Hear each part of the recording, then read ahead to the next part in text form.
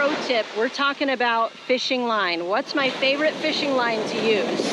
I have people ask me this in chats all the time. What's your favorite fishing line? Sorry about the waves are super loud right now. But on my main line, oh, we're getting hit. I'm sure you guys saw that. Checking this line out and seeing if we feel something on here.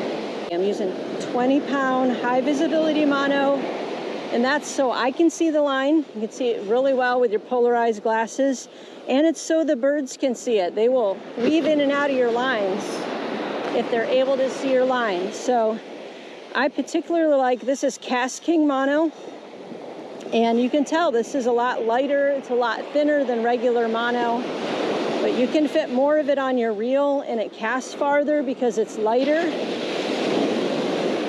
So that's what I typically use. Now, if I am specifically gonna target bigger fish, and I don't have any rods like this with me today, but I have some rods that are some reels that are already hooked up with like a 40 or 60 pound mono, because I know that I'm gonna be trying to get bigger fish with them. For my rigs, they have all got fluorocarbon, because fluorocarbon is gonna disappear under the water. And then we're also gonna talk about these casting lures, casting lines. Now, this is a light mono. This is Cast King, I think 15-pound mono for this casting rod. And on this one here, I believe it's a 20 or 30-pound braid.